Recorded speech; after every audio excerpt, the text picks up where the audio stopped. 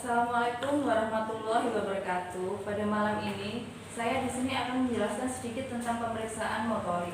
Pada pemeriksaan motorik dibagi menjadi dua, yaitu yang pertama adalah tes keseimbangan dan yang kedua adalah tes fungsi koordinasi. Yang kedua ada tes satu kaki. Mintalah pasien berdiri pada satu kaki dengan mata tertutup, kedua lengan lurus dan tetap di sisi tubuh. Ulangi kegiatan seperti ini pada kaki yang satunya.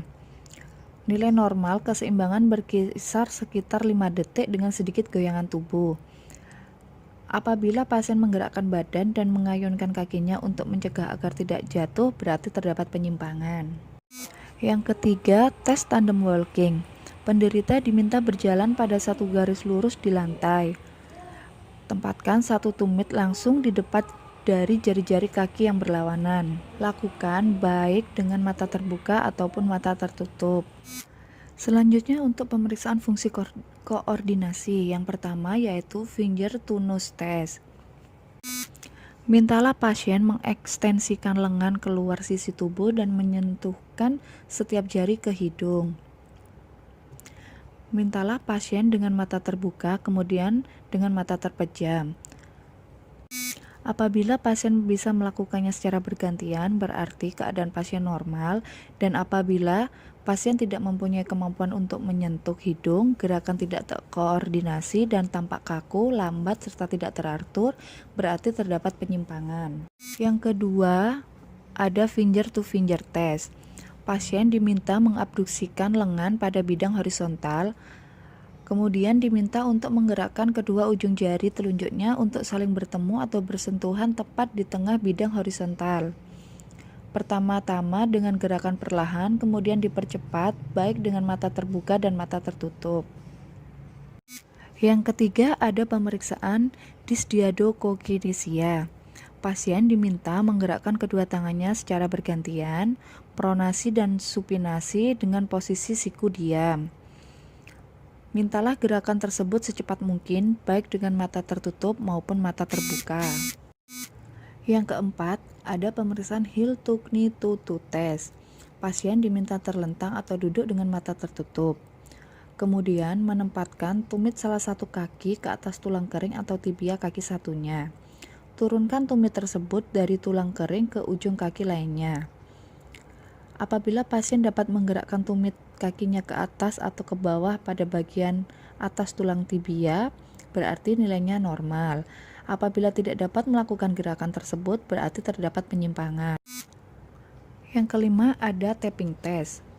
Posisi pasien duduk, mintalah pasien untuk menepuk lututnya dengan kedua tangan, kemudian mintalah pasien menepuk lututnya dengan telapak tangan dan punggung tangan secara bergantian dan gerakan secara cepat dan bergantian. Mintalah pasien untuk meningkatkan kecepatan secara bertahap. Normal, tangan yang didominasi pasien tampak terlihat terkoordinasi dalam gerakan, irama teratur, dan dapat dihentikan dengan halus dan cepat. Kemudian, ada tes gaya berjalan. Pasien diminta berjalan tanpa alas kaki mengelilingi ruang periksa. Mintalah pasien berjalan dengan mata terbuka, kemudian dengan mata tertutup.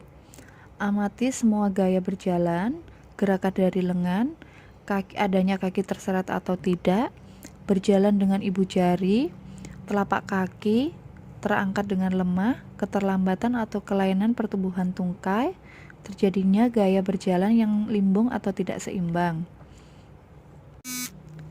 Untuk normalnya, tumit yang pertama menyentuh lantai, kemudian seluruh bagian kaki.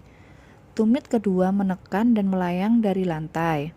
Berat badan berpindah dari tumit pertama ke pusat kaki. Apabila panggul dan lutut terangkat terlalu tinggi untuk menaikkan kaki dan plantar fleksi dari tanah, berarti tidak normal, dan ini disebut dengan steppage. Untuk gerakan seperti kejang dan tidak terarah disebut dystonik.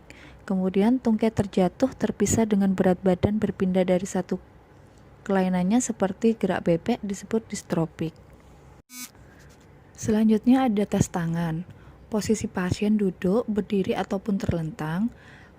Mintalah pasien untuk menyentuh masing-masing jari dengan ibu jari dari tangan yang sama. Kemudian melakukan dalam rangkaian gerakan yang cepat dimulai dari telunjuk sampai jari kelingking.